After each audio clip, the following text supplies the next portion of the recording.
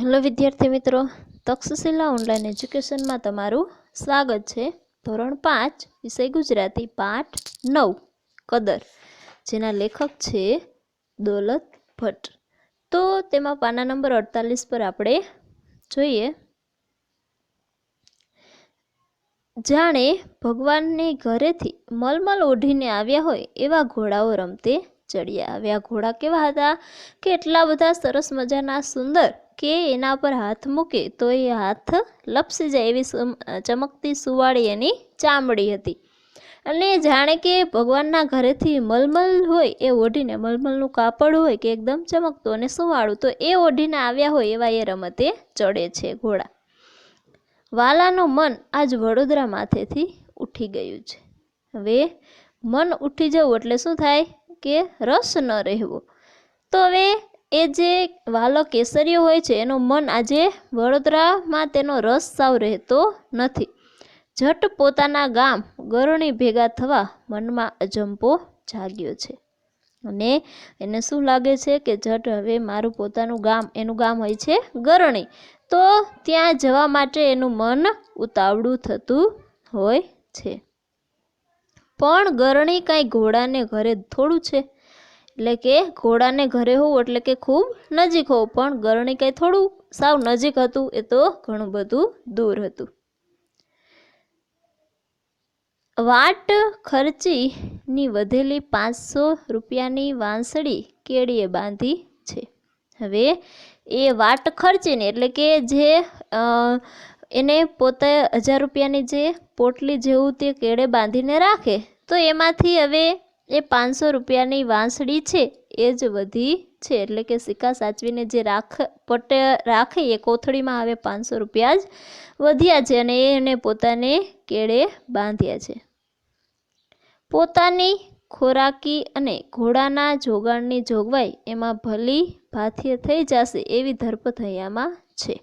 હવે એને ખબર છે કે પોતાની ખોરાકી એટલે કે એની જીવન જરૂરિયાતની વસ્તુ અને ઘોડાની જોગાણ એટલે કે ઘોડાને જે નાખવાનું આવે ખાવા માટે, તો એ વગેરે ખાવા માટેનું જે અનાજ હોય, ખાણ હોય, એને જોગાણ કહેવાય। તો એમાંથી ભલી ભાતી એટલે કે સારી રીતે થઈ જશે એવી એને અહીં ધરપત હતી, એટલે કે એવી એને એવો ખ્યાલ હતો, એવો હૃદયમાં એને શાંતિ હતી। વડોદરાની બહાર પગ દીધો ત્યાં તો એક ખોરડામાંથી ગોદડા, ઠામ, વાસણ, ઘરની નાની મોટી તમામ જસણોનો ઢગલો જાતે ભાળ્યો। હવે વડોદરાની બહાર જેવો કે એણે પગ મૂક્યો ત્યાં એને એક ખોરડામાંથી એટલે કે એક ઘરમાંથી શું જોયું કે ગોદડા, ઠામ, વાસણ એટલે કે ગોદડા, વાસણ, ઘરની નાની મોટી એવી તમામ જણસોનો, એ તમામ વસ્તુઓનો એને શું જોયું, એનો ઢગલો એને પોતે ભાળ્યો એટલે કે જોયો। બેક ડગલા આગળ હાલ્યો ત્યાં નાના છોકરાના કાળજા કંપાવે એવા કાળા બોકાસા સંભળાણા। હવે ત્યાંથી એને આ બધું જોયું, ત્યાં બારે ઢગલો પડ્યો તો એને ખુદ જોયું, તો એ ત્યાંથી બેક ડગલા આગળ ચાલ્યો ત્યાં નાના છોકરાના કાળજા કંપાવે એટલે કે બહુ દુઃખ થાય, આખું કાળજું છે એ ધ્રુજી જાય, હૃદયમાં ખૂબ દુઃખ થાય એવા કાળા બોકાસા સંભળાણા એટલે કે એવો આક્રંદ, એવો દુઃખદ અવાજ છે એ સંભળાણો। કુણા હૈયાવાળા વાલા કેસરિયાથી ઘોડાની લગામ તણાઈ ગઈ, અને વાલા કેસરિયાનું હૃદય કેવું હતું કે કૂણું, એ એકદમ કોમળ, તો એનું એવું હૃદય, અને એનાથી તે ઘોડાની લગામ પોતે ખેંચી અને ત્યાં ઊભા રાખી દે છે। તમાશો જોવા ટોળું ભેગું થયું હતું, અને આ તમાશો છે, આ જે કંઈ પણ બની રહ્યું હતું, તો એ જોવા માટે ત્યાં ઘણા બધા ભેગા થઈ ગયેલા હતા, ઘણા બધા માણસોનું ટોળું ત્યાં ઉતરી આવ્યું હતું। ઘોડેથી ઉતરી અને ટોળાને વીંધી વાલો ઘરની લગોલગ જઈને ઊભો રહ્યો।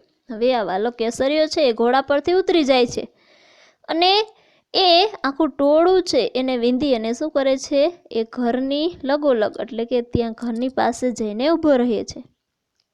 જોતા જ કેસરીયો મામલો પામી ગયો, એટલે કે જોતાં જ એ કેસરીયો વાલો કેસરીયો છે એ મામલો પામી જવું એટલે શું થાય કે પોતે આખી વાત કળી ગયો, એ આખી વાત છે એ સમજી ગયો. લેણદારની ટાંપ ઉતરી હતી.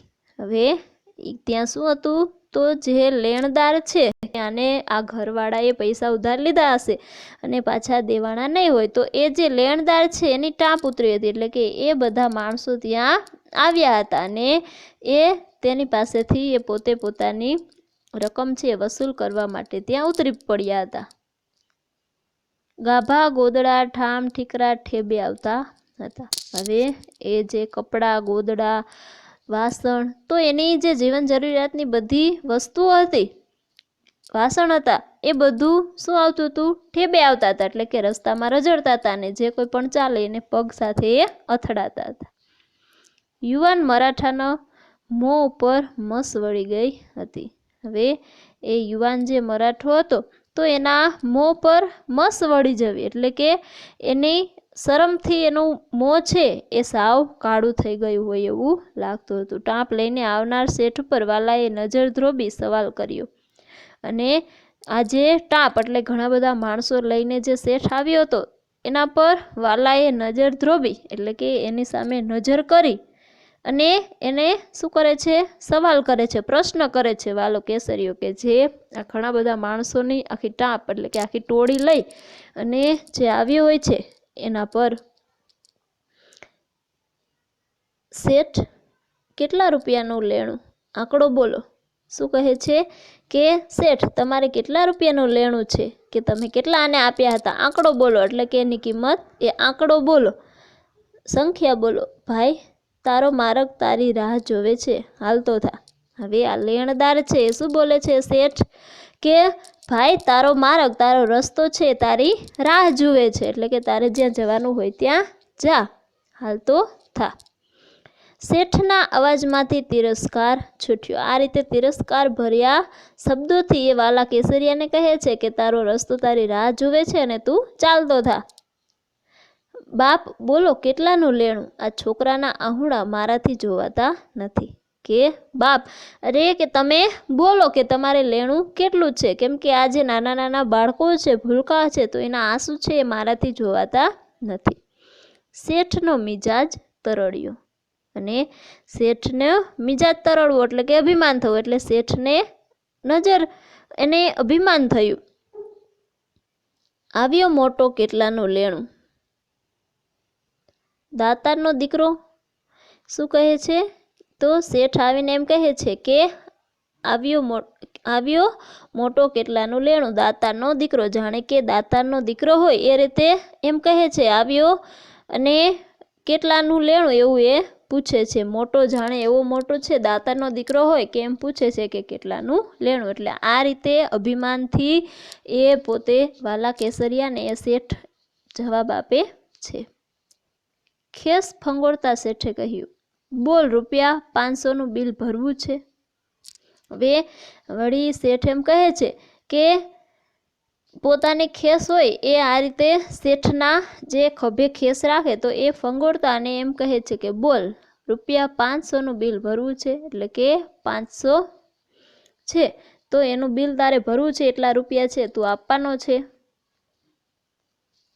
એક પળને બીજી પળે કેસરિયાએ કેળેથી વાંસળી છોડી મૂળાના પતિકા જેવા 500 ગણી દીધા. હવે આ રીતે શું કરે છે તો એક પળને બીજી પળ એટલે કે એક ક્ષણ અને તરત બીજી ક્ષણે કેસરિયાએ તેની કેળે જે વાંસળી બાંધી હતી કે એમાં કોથળી સિક્કા સાચવી રાખવાની, તો એમાંથી એ વાંસળી છોડી અને મૂળાના પતિકા એટલે કે જાણે કે તરત જ એને મૂળાના પાંદડા જેમ એવા 500 રૂપિયા ગણી દીધા, એટલે કે તરત જ એને 500 રૂપિયા છે એ ગણી અને એને આપી દીધા, એટલે કે મૂળ જે 500 રૂપિયા આપવાના હતા એને આપી દીધા. ઉપરથી ફિરસ્તો ઉતાર્યો હોય એવું જુવાન મરાઠાને લાગ્યું અને આ જુવાન મરાઠો છે તો એને એવું લાગ્યું કે એના પરથી ફિરસ્તો એટલે કે દેવદૂત ઉપરથી કોઈ આવ્યું હોય અને એના પર આ જુર્મ થતો હોય એને અટકાવવા માટે કોઈ આવ્યું હોય એવું એને એ મરાઠો હતો કે જેની પાસેથી આ શેઠને પૈસા લેવાના હતા તો એ મરાઠા વ્યક્તિને એવું લાગ્યું. પ્રામાણિકતાની પછેડી ઉપર પગ દઈ અને જીવતા યુવાન મરાઠા રાઘોબા ફાટી આંખે વાલા કેસરિયાને જોઈ રહ્યા. અને પ્રામાણિકતાની પછેડી ઉપર પગ દઈને જીવતા એટલે કે આજે યુવાન મરાઠા છે રાઘોબા એનું નામ, તો એ કેવા હતા કે પોતે હંમેશા પ્રામાણિકતાની પછેડી પર પગ રાખવો, એટલે કે હંમેશા એ પોતે પ્રામાણિકતાથી જ જીવતા, એ ક્યારેય કોઈનું ખોટું કે ખોટી રીતે કંઈ પણ લેતા નહીં. તો એવા એ યુવાન મરાઠા, એનું નામ રાઘોબા, તો એની ફાટી આંખે વાલા કેસરિયાને જોઈ રહ્યા. અને એની આંખ કેવી થાય છે, એ પોતે ફાટી આંખ એટલે આશ્ચર્યચકિત થઈ વિસ્મય સાથે પોતે વાલા કેસરિયાને જોઈ રહે છે.